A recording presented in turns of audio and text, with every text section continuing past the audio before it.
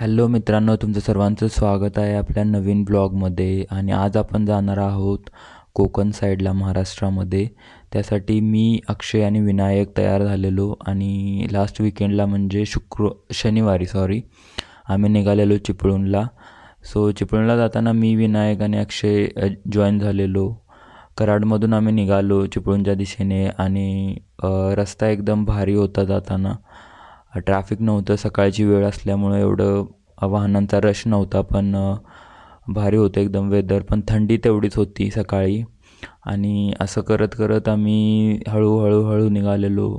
आणि Insta360 असल्यामुळं बरेचसे व्ह्यू आम्हाला चांगल्या प्रकारे कॅप्चर करता आले. रस्ता पण एकदम चांगला होता. जाताना दोन्ही बाजूला झाडे होती, एकदम व्यवस्थित रस्ता होता. सो असं करत करत आम्ही निघालेलो. आणि आम्हाला अक्षय, आमचा अजून एक मित्र आहे, तो चिपळूणमध्ये जॉईन करणार होता. सो असा आमचा चौघांचा प्लॅन झालेला होता कोकण एक्सप्लोअर करण्याचा एकंदरीत. सो अशा प्रकारे आम्ही हा प्लॅन केलेला आणि हा भरपूर दिवसाचा प्लॅन होता. मग हा प्लॅन एक्झिक्यूट करता करता आम्ही चिपळूणला जाताना मध्ये एका ठिकाणी स्टॉप घेतला चहासाठी. मग त्या ठिकाणी आम्ही चहा आणि बिस्किट थोडं ट्राय करावं म्हणून थांबलो. मग त्या ठिकाणी थांबून त्या काकांना पण थोडी माहिती विचारली की इथं आपण कोणत्या ठिकाणी जाऊ शकतो किंवा कोणते ठिकाणं आहेत जे एक्सप्लोअर करू शकतो. ते त्यांनी पण थोडीफार. किती मोठी बॅग आणली. अरे तुम्ही टॉवेल हे तर ते आणायला पाहिजे नाही रे, बेसिक बघायला काय जाऊ तुम्हाला कोयना डॅम रोडला जाय का कुठं आज जायला. पण बघूयात म्हणलं कसं काय एक्झिक्यूट होतं, कारण बाईक्स असल्यामुळं बऱ्याचशा गोष्टी पॉसिबल होत्या एक्सप्लोअर करण्यासाठी. सो त्या गोष्टी आम्ही नोटीस केल्या आणि चहा घेतला. चहा एकदम बेस्ट होता. आणि सगळ्यात बेस्ट पार्ट म्हणजे त्याने तो कपमध्ये दिलेला. डिस्पोजेबल कप्स वगैरे नव्हते, पण मस्त होता. मग ते सगळं चहा वगैरे घेतल्यानंतर आम्ही पुन्हा एकदा नेक्स्ट आमच्या जर्नीसाठी स्टार्ट केलं. आणि ज्या प्रकारे तुम्ही आता या व्हिडिओमध्ये बघू शकता किती छान असे झाडे होती, वेदर होतं, स्लाईटली सनलाईट येत होती. सो अशा प्रकारे आम्ही पास करत करत करत चिपळूणच्या ऑलमोस्ट जवळ आलेलो. पण जागोजागी आम्ही थांबून ब्रेक घेऊन काही ठिकाणी शॉर्ट्स लाईक फोटोज काढले, कॅप्चर केले फोटोज, थोडे व्हिडिओ फुटेजेस रेकॉर्ड केले. जाताना अजिबात असे जास्त वाहने नसल्यामुळे एकदम मस्त निवांत 40-60च्या स्पीडनं आम्ही गेलो. जास्त फास्ट न जाता निवांत एन्जॉय राईड करत गेलो. सो अशा प्रकारे चिपळूणचा हा रस्ता खूप भारी होता. ह्या साईडनं तरी कराड साईडनं ज्यावेळेस आम्ही येत होतो त्या साईडने. सो हे असं वेदर होतं एकदम. आणि हा जो रोड होता हा आम्हाला कुंभारली घाट जो लागणार होता त्याच्या अगोदरचा होता. काय कुठे चालले रस्ता खराब असू शकतो. मग असा विचार करत करत आम्ही आलो कुंभारली घाटामध्ये. तिथे आम्हाला भेटले एक पोलीस काका जे लकीली विनायकच्या ओळखीचे निघाले. विनायकचं नाव आणि गाव सांगितल्यानंतर त्यांनी लगेच अजून त्यांच्या ओळखीचे जे मित्र होते गावचे त्यांची माहिती सांगितली. मग ह्या सगळ्या गोष्टी आम्ही तिथं थोड्या डिस्कस केल्या. मग विनायक त्यांना त्यांचे म्हणजे जे ओळखीचे जे होते फ्रेंड वगैरे त्यांची नावं ते सांगत होता. मग ते त्यांना माहिती सांगत होते की ओके हे असं तसं. या सगळ्या गोष्टी आम्ही या पोलीस चेकपोस्टवरती ऑलमोस्ट 5 ते 10 मिनिट थांबलो, तिथं डिस्कस केल्या. त्यांनी पण सांगितलं असं तसं कुठून आला हे ते. असंही त्यांचं नेहमीचं डेली रुटीन होतं. पण लकीली त्यांना आज आम्ही भेटल्यामुळे त्यांनी त्यांचे जे मित्र होते हे त्या साईडचे, सांगली साईडचे, मनेराजुरी साईडचे, ते त्यांनी आम्हाला म्हणजे विनायकला सांगितले पर्टिक्युलरली, कारण त्याला माहीत होते ते. मग ह्या सगळ्या गप्पा थोड्या वेळ झाल्यानंतर आम्ही परत नेक्स्ट आमच्या लोकेशनसाठी निघालो. आणि खूप भारी वाटलं त्यांना भेटून. ते खूप भारी होते. म्हणजे पुढच्या दिशेने निघालो. आणि त्यानंतर स्टार्ट होणार होता तो ॲक्च्युली कुंभारली घाट. सो मी फर्स्ट टाईम एक्सपिरियन्स केलेलो खूप घाट हा खूप आजूबाजूनं खूप असा डेंजरस असा पण होता प्लस भारी होता. कारण जो व्ह्यू जो मिळत होता तो एकदम मस्त होता चालवताना बाईक. आणि पण जागोजागी काय असा विषय होता की जागोजागी जे कठडे होते ते ब्रेक झालेले होते आणि जे पुरुष जे साईडचे असतात ते, त्यामुळे ते एकदम असं टर्नला आलं की थोडं कधी कधी असं स्केरी वाटायचं.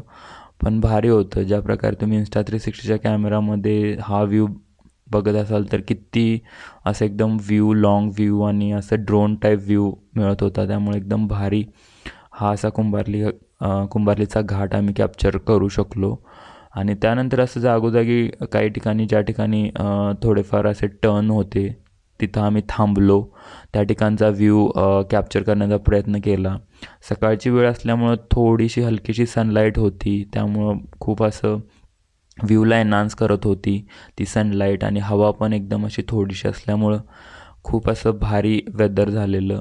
आणि लोक पण असे खूप काही काही ठिकाणी थांबून फोटोज घेत होते, व्ह्यू कॅप्चर करत होते.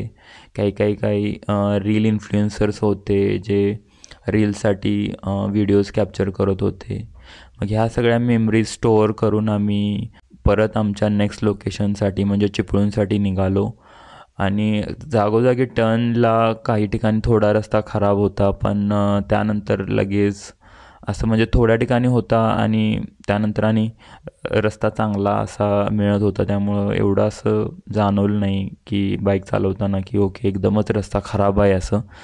पण एकंदरीत व्ह्यू म्हणजे वर्थ इट असा होता कुंभारली घाटमधला.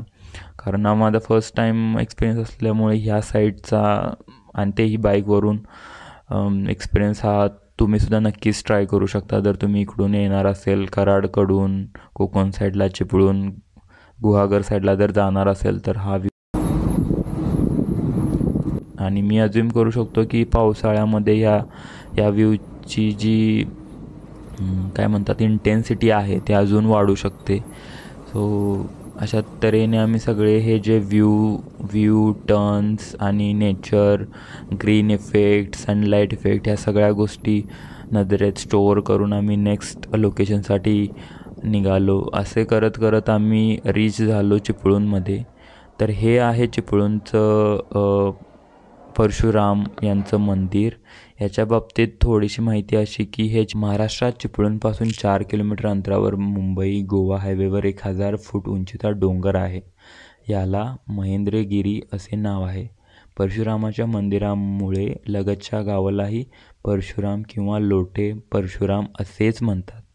परशुरामाच्या या मंदिराच्या रचनेमध्ये मोगल वास्तुकलेचा प्रभाव स्पष्टपणे जाणवतो. विशेषतः मंदिराचे घुमट बघताना ते प्रकर्षाने जाणवते. या मंदिराचे घुमट सरळ उतार असलेले अष्टकोनाकृती आहेत आणि उंच कळस तसेच मंदिरातल्या शिल्पकृती हे मिश्रण स्पष्टपणे दाखवतात. या मंदिरामध्ये काळकाम आणि परशुराम यांच्या मूर्ती आहेत. मध्यभागी असलेली परशुरामाची मूर्ती इतर 2 मूर्त्यांपेक्षा उंच आहे. मंदिरातली लाकडावर केलेली कलाकुसर सुरेख आहे. हा असा आहे या परशुराम मंदिराचा इतिहास. हा ब्लॉग म्हणजे ऑलमोस्ट या ब्लॉगमध्ये एवढंच इन्फॉर्मेशन कॅप्चर करण्याचा उद्देश होता. कारण अजून जे आमचे 3 दिवसाचा जो ट्रिपची जी माहिती होती ती मी वेगवेगळ्या ब्लॉग्समध्ये ॲड करणार आहे. तर ह्या ब्लॉगमध्ये हेच मंदिर आणि हे आहे. सो नेक्स्ट ब्लॉगमध्ये आपण बघणार आहोत वेगवेगळे मंदिरं जे आम्ही एक्सप्लोअर केलेली कोकणातली. प्लस गणपतीपुळेचा एक वेगळा एक्सपिरियन्स आम्ही ह्यावेळेस एक्सपिरियन्स केलेला होमस्टेचा प्लस तिथल्या लोकेशनचा, तो पण मी नेक्स्ट ब्लॉगमध्ये ॲड करणार आहे. सो एवढ्या सगळ्या माहितीनंतर या ब्लॉगमध्ये मी इथंच थांबवत आहे कारण ऑलरेडी हा ब्लॉग थोडाफार लाँग आहे. सो या ब्लॉगमध्ये आपण इथेच थांबूया. आणि तुम्हाला हा ब्लॉग कसा वाटला नक्कीच कळवा आणि आपल्या चॅनलला सबस्क्राईब करा आणि लाईक करा, शेअर करा. आणि नक्कीच तुम्ही ट्राय करू शकता या मंदिरामध्ये जाण्याचा. खूप भव्य मंदिर आहे आणि लोकेशन पण खूप छान आहे. चिपळूण कराडपासून जवळ आहे. एवढं जवळ नाही बट जाऊ शकतो आपण, 1 डे ट्रिप करू शकतो. अशा अशा टाईपचं लोकेशन आहे. सो भेटूया आपल्या नेक्स्ट ब्लॉगमध्ये, आपल्या कोकण डायरीजमध्ये. So till then bye and keep supporting us. Thank you.